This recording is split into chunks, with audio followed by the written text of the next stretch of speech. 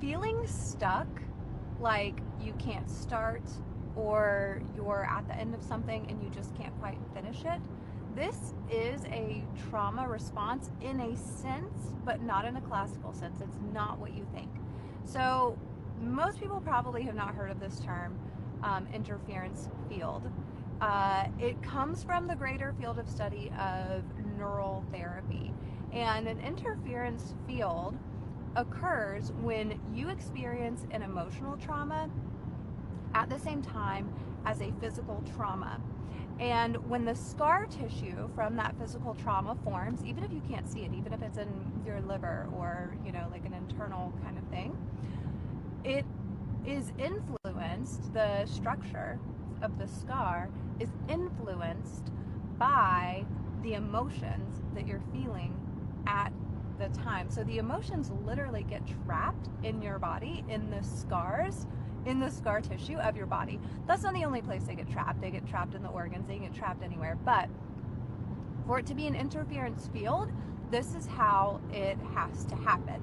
There has to be this like scar tissue component, this like maladaptive formation or structure in the light collagen water matrix of the body, aka your fascia. This can happen anywhere. Common interference fields would be like the tonsils, teeth are the most common. On my way to the dentist now, I personally have had to deal with a lot of interference fields, some pretty major interference fields related to teeth. But neural therapy mostly explores the physical repercussions of interference fields. So the physical repercussions of an interference field typically look like somewhere along the efferent and afferent pathways of the nervous system, the scar tissue creates this disruption in the flow of energy, or the flow of the interstitia. The interstitia is the liquid inside of your fascia, basically, and this is what delivers oxygen, nutrients, your supplements that you take. Like, this is what delivers it to the distal parts of your body, to all parts of your body. And the interference field creates an electrical disruption, so it can't be, there's a lack of conduction to move those nutrients and things along. This is across the board the number one reason why people can't heal. So this is not about that, but just FYI, I've been in the game for a long time. I've had a private practice for many, many years, and I'm a biomedical researcher, a published biomedical researcher.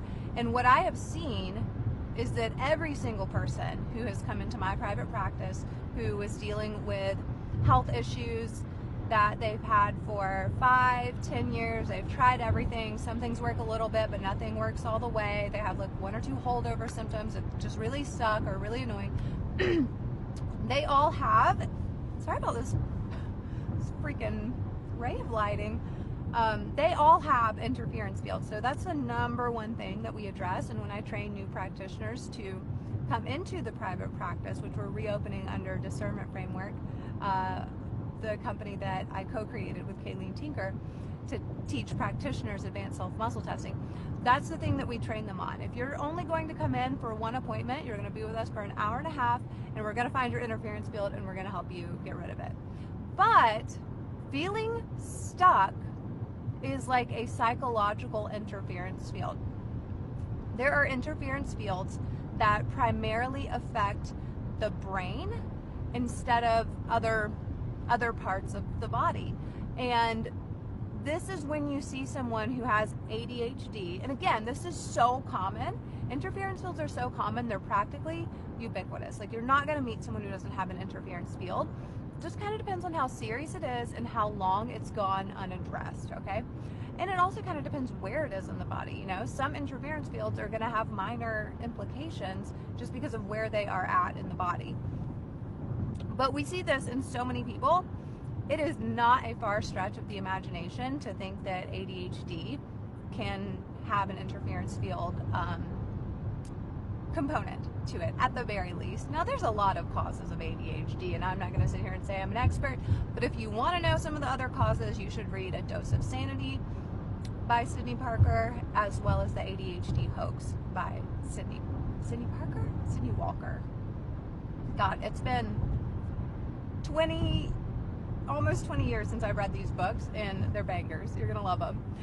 So, getting back on track, and sorry if I'm like lisping and like spitting, it's these retainers.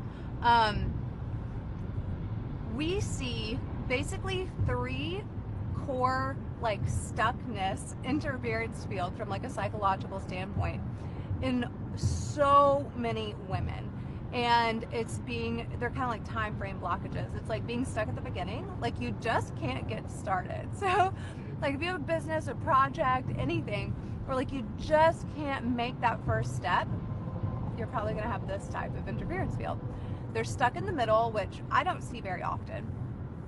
And they're stuck at the end. And stuck at the end also have some overlap with like relationship issues. So a lot of times like people who will start projects and never finish them also have some unresolved emotions around needing to make a decision about their relationship or about an affair.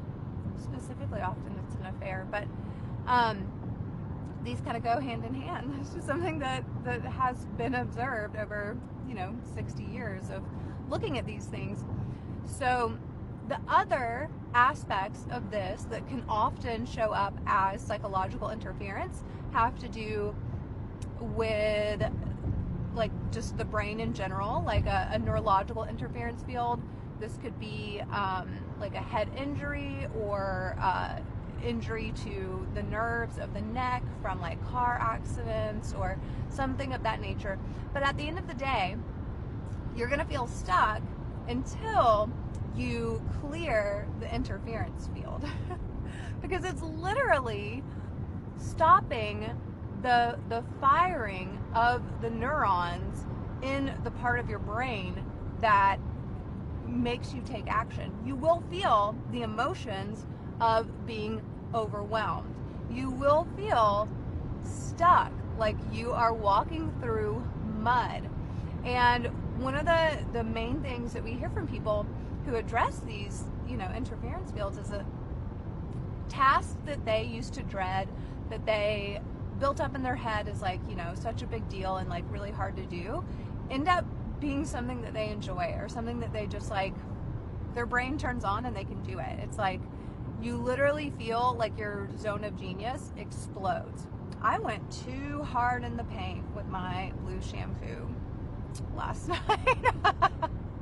Anyway, that's my weird, interesting, but like super relevant take on being stuck. And I'll make a different video on how to get unstuck because it's a fucking process.